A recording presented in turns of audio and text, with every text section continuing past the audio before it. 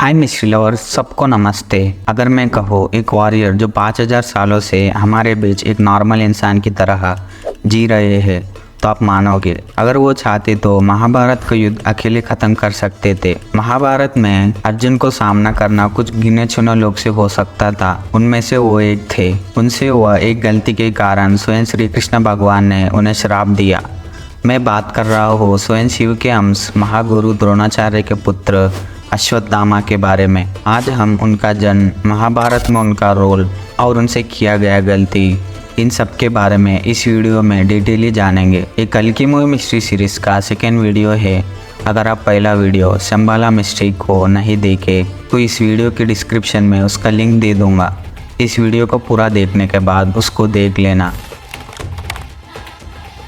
ओ महादेवा, मुझे आप जैसे शक्तिशाली, तेजस्वी और स्वयं आप ही का अंश के समान पुत्र प्रदान कीजिए। ऐसे महागुरु द्रोणाचार्य महाशिव की कठोर तपस्या के बाद जब वो प्रसन्न होकर उनके सामने आए तो गुरु द्रोणाचार्य ऐसा वरदान मांगा। द्रोणाचार्य और उनकी पत्नी कृपि ने एक बच्चे को जन्म दिया। ये बच्चा जब पैदा हुआ और रोया नहीं बल्कि घोड़े के समान बहुत जोर से गरजा। उस गरजने की आवाज़ से पूरा धरती हिल गया। तभी उस बच्चे का नाम अश्वत्थामा लगाया गया। अश्वत्थामा के माथे पे जन्म से ही एक मणि था। वो मणि महाशिव भगवान की तीसरी आंख से कंपेयर करते हैं। शिव पुराण के अनुसार अश्वत्थामा स्वयं शिव के अंश है। माथे पे इस मणि के कारण अश्वत्थामा को भूख, प्यास और इस पृथ्वी की कोई रोग उन्हें कुछ नहीं कर सकता था और इस पृथ्वी के कोई जंतु, राक्षस, अस्त्र उन्हें कुछ नहीं कर सकते थे। बेसिकली इस मणि के कारण जब अश्वत्थामा जन्म लिए तभी वो इमॉर्टल हो गए थे। द्रोणाचार्य एक महान योद्धा थे, लेकिन वो एक सिंपल लाइफ जिया करते थे। इस कारण अश्वत्थामा का बचपन गरीबी में गुजर गया। उनके पास पीने के लिए दूध तक नहीं रहता था। इसे देखकर द्रोणाचार्य को बहुत दुख हुआ। तभी उन्हें उनके बचपन का दोस्त द्रुपद याद आता है। बचपन में द्रुपद और द्रोणाचार्य अच्छे दोस्त हुआ करते थे। द्रुपद पांचाल देश का राजा था। अगर मैं राजा हुआ तो तुम्हें आधा राज्य दूंगा, ऐसा उन्होंने द्रोणाचार्य को बचपन में वादा किया था। द्रोणाचार्य उनसे हेल्प मांगने के लिए जाते हैं, लेकिन द्रुपद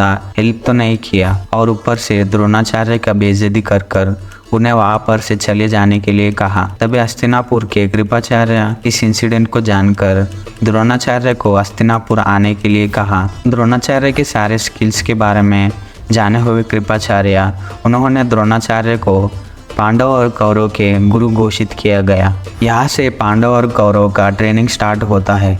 अश्वत्थामा भी उनके साथ युद्ध विद्या स्किल सीखते हैं। ट्रेनिंग में अश्वत्थामा और अर्जुन बहुत फास्टली स्किल सीखते हैं, लेकिन अर्जुन को फोकस और डिटर्मिनेशन पसंद आने के कारण अर्जुन द्रोणाचार्य के फेवरेट स्टूडेंट बनते हैं। द्रोणाचार्य वादा करते हैं कि अर्जुन को इस भूमि का सबसे ताकतवर आर्चरी बनाऊंगा। ये सारा देखकर अश्वत्थामा को पांडव, मेनली अर्जुन, पसंद नहीं थे। इस कारण अश्वत्थामा और दुर्योधन अच्छे दोस्त बने, लेकिन अश्वत्थामा को ये नहीं पता कि द्रोणाचार्य उन्हें बहुत प्यार करते थे। इसलिए द्रोणाचार्य ने अश्वत्थामा को बहुत सारे अस्त्र शस्त्र सीक्रेटली सिखाया करते थे। ट्रेनिंग खत्म होने के बाद द्रोणाचार्य गुरु दक्षिणा में उन्हें अपमान किया द्रुपद को बंदी बनाकर लेकर आने को कौरव और पांडव को कहते हैं। पहले कौरव जाते हैं, लेकिन वो युद्ध में हार जाते हैं। बाद में पांडव जाकर द्रुपद को बंदी बनाकर लेकर आते हैं। द्रोणाचार्य को अपमान करने के कारण द्रुपद का एक राज्य का हिस्सा छीनकर अश्वत्थामा को उसका राजा घोषित करते हैं। दिन बीतते गए। पांडव और कौरव के राज्य झगड़े के कारण महाभारत युद्ध स्टार्ट हुआ। द्रोणाचार्य को पांडव पे अभिमान था, लेकिन उन्हें सब कुछ दिया हुआ हस्तिनापुर मतलब कौरव की तरफ से ही उन्होंने युद्ध लड़ा। लेकिन अश्वत्थामा को बचपन से ही पांडव बिल्कुल नहीं पसंद थे और दुर्योधन अच्छा दोस्त होने के कारण अश्वत्थामा ने कौरव की तरफ से ही युद्ध लड़ा। वे बहुत सारे जन को हराए थे। उन्होंने अकेले घटोत्कच जैसे राक्षस को बिना डरे हराए थे। महाभारत युद्ध में अर्जुन को सामना करना सिर्फ गिने चुने लोग से हो सकता था। उनमें से अश्वत्थामा भी एक थे। एक बार कर्ण को अर्जुन जब हराने वाले थे तभी उन्हें अश्वत्थामा ने ही बचाया था। युद्ध में भीष्म पितामह मर जाने के बाद दुर्योधन द्रोणाचार्य को सर्वसेनाध्यक्ष घोषित करते हैं। द्रोणाचार्य के अस्त्र शस्त्र के कारण कोई भी उनके सामने टिक नहीं पाता है। वो अकेले पूरे पांडव सेना को डरा डालते हैं। तभी श्री कृष्ण भगवान, ऐसे तो पांडव हार जाएंगे, अगर द्रोणाचार्य को हराना है तो उनके हाथ में कोई भी हथियार नहीं होना चाहिए। ऐसे सोचकर पांडव में बड़ा धर्मराज को अश्वत्थामा मर गया ऐसा उन्हें कहने को कहा, लेकिन धर्मराज झूठ नहीं बोलते हैं, इसलिए भीम को अश्वत्थामा नाम हाथी को मारने को कहा। फिर अश्वत्थामा हतहा जोर से और कुंजरा स्लो से कहने को कहा। इसका मतलब अश्वत्थामा मर गया, लेकिन वो हाथी। ये सुनकर द्रोणाचार्य बहुत दुखी हुए और वो ध्यान में चले गए अपने प्राण दान करने के लिए। द्रुपद के पुत्र धृष्टद्युम्न पांडव की तरफ से लड़ रहे थे। उनका पिता से राज्य छीनने के कारण द्रोणाचार्य पे उन्हें गुस्सा था। वही अच्छा चांस सोचकर धृष्टद्युम्न ने द्रोणाचार्य को मार डालते हैं। जब ये सब अश्वत्थामा को पता चला, वो बहुत गुस्से से भर उठे। उसी गुस्से में अश्वत्थामा युद्ध के 14वें दिन एक अस्त्र को चलाया। इस अस्त्र से पूरा युद्ध उसी दिन खत्म हो जाता था। ये अस्त्र हाथ में हथियार पकड़े हुए हर एक इंसान को मार डालता है। उसका नाम है नारायण अस्त्र। तभी श्री कृष्ण सभी पांडव सेना को अपने हथियार को नीचे फेंकने को कहा, इसलिए वो अस्त्र फेल हो गया। फिर भी अश्वत्थामा निराश न होकर एक विल्ल से लगातार बाण छोड़कर 1,00,000 पांडव सेना को मार डालते हैं। युद्ध का 18वां दिन, वही आखिरी दिन, कौरव सेना में अश्वत्थामा, कृतवर्मा, कृपाचार्य बच जाते हैं और दुर्योधना गदा युद्ध में हार कर आखिरी सांस में तड़पते हैं। अश्वत्थामा उनके दोस्त को इस तरह देखकर उन्हें बहुत गुस्सा आता है। तभी वो दुर्योधन से मैं सभी पांडव को मार दूंगा ऐसा दुर्योधन को वादा करते हैं। इसे सुनकर दुर्योधन अश्वत्थामा को ऑन द स्पॉट सेनापति घोषित करते हैं। अश्वत्थामा पांडव को मारने निकलते हैं। उनके साथ कृतवर्मा और कृपाचार्य भी रहते हैं। जब वो तीनों रेस्ट लेने के लिए एक झाड़ के नीचे रुकते हैं, तभी अश्वत्थामा को एक आइडिया आता है कि उल्लू रात के टाइम में जैसे कौवे को मारते हैं, वैसे ही अश्वत्थामा भी पांडव को मारने के लिए सोचते हैं। लेकिन कृतवर्मा और कृपाचार्य ये गलत है ऐसा अश्वत्थामा को समझाने की कोशिश करते हैं, लेकिन पांडव पे गुस्से के कारण अश्वत्थामा उनके बात नहीं सुनते हैं और पांडव को मारने निकल जाते हैं। रास्ते में अश्वत्थामा के सामने एक राक्षस आता है। अश्वत्थामा बिना डरे उस राक्षस के ऊपर बाण छोड़ते हैं, लेकिन वो राक्षस सब बाण अपने में समा लेता है। तभी अश्वत्थामा महाशिव को याद करते हैं। तभी वो राक्षस शिव भगवान में बदल जाते हैं। अश्वत्थामा की तपस्या के प्रसन्न होकर शिव भगवान अश्वत्थामा को एक तलवार देते हैं। तभी अश्वत्थामा अपने रुद्र रूप में आ जाते हैं। पांडव के शिविर में घुसकर पहले अश्वत्थामा धृष्टद्युम्न को कुचल कर मार डालते हैं। अश्वत्थामा एक राक्षस की तरह सारे पांडव को मार डालते हैं।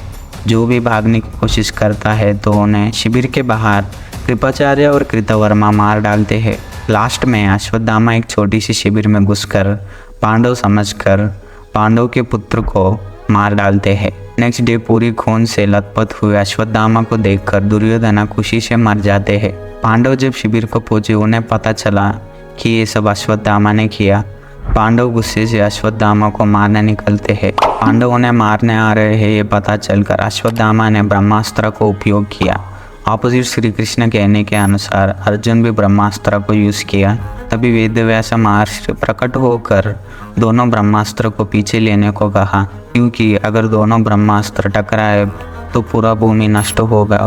व्यास महर्षि कहने के अनुसार अर्जुन ने ब्रह्मास्त्र को पीछे लिया, लेकिन अश्वत्थामा को ऐसा करने का ज्ञान नहीं था। तभी व्यास महर्षि ने कहा कि उसे कोई बड़े पहाड़ की ओर मोड़ दो, लेकिन पांडव पर गुस्से और बदले के कारण अश्वत्थामा ने ब्रह्मास्त्र को गर्भवती अभिमन्यु की पत्नी उत्तरा की ओर भेजा, लेकिन श्री कृष्ण ने उनके सुदर्शन चक्र से उस बच्चे को बचाया। इसे देखकर श्री कृष्ण भगवान को बहुत गुस्सा आया और उन्होंने अश्वत्थामा को चिरंजीवी होने का श्राप दिया। उनके बदन से लगातार खून आता रहेगा और वो भिक्षु बनकर भटकते रहेंगे। उनके पास कोई नहीं आएगा और उनके पास मृत्यु भी नहीं आएगा। ऐसा कहकर श्री कृष्ण ने अश्वत्थामा का मन छीन लिया। तब से अश्वत्थामा 5000 सालों से जिंदा भटक रहे हैं ऐसा कहा जाता है। अश्वत्थामा को हमने देखा ऐसा थोड़े जन कहते हैं। उनमें से एक है पृथ्वीराज चौहान। 11वीं सेंचुरी में मोहम्मद गौरी से युद्ध में हारने के बाद पृथ्वीराज चौहान जंगल में चले जाते हैं। तभी उन्हें एक 12 फुट लंबा हट्टा कट्टा इंसान दिखता है। उस इंसान के शरीर से बहुत गंदा स्मेल आता है और उनका पूरा बदन घाव से भरा हुआ रहता है। उनके माथे पे एक घाव रहता है। उसे देखने पर लगता है कि उनका दिमाग कोई हाथ से निकाल लिया होगा, उतना गहरा वो घाव रहता है। पृथ्वीराज चौहान को आयुर्वेदिक का अच्छा नॉलेज रहता है। पृथ्वीराज कहते हैं कि मैं आपका घाव ठीक कर सकता हूँ। ऐसा कहकर वो उनका 1 हफ्ता ट्रीटमेंट करते हैं, लेकिन उनका घाव थोड़ा भी ठीक नहीं होता है। तभी पृथ्वीराज, कहीं आप अश्वत्थामा तो नहीं, ऐसा उन्हें पूछते हैं। तभी वो इंसान मुस्कुरा कर वहाँ पर से निकल जाते हैं। ऐसा पृथ्वीराज रासो बुक में लिखा गया है। मध्य प्रदेश के आशीषगढ़ किले में महाशिवलिंग को एक अनजान व्यक्ति डेली मॉर्निंग पूजा करके चले जाता है। वो इंसान किसी को भी नहीं दिखता है। डेली इवनिंग किले के सारे गेट क्लोज किया जाता है, लेकिन मॉर्निंग पुजारी आने से पहले ही कोई शिवलिंग को पूजा कर कर चले जाता है। वहाँ रहने वाले के अनुसार वो कोई और नहीं अश्वत्थामा है, ऐसा उनका मानना है। ये दोनों स्टोरी को छोड़कर अश्वत्थामा के रिलेटेड बहुत सारे स्टोरीज है, लेकिन उनका कुछ पक्का प्रूफ तो नहीं है। यही है अश्वत्थामा का मिस्ट्री। आपको वीडियो कैसा लगा नीचे कमेंट कीजिए। अगर आपको वीडियो पसंद आया तो लाइक कीजिए। अगर आप कल्कि मूवी के मिस्ट्रीज को मिस नहीं होना चाहते तो अपने चैनल को सब्सक्राइब कीजिए। मैं नेक्स्ट वीडियो में मिलूंगा, तब तक के लिए स्टे क्यूरियस।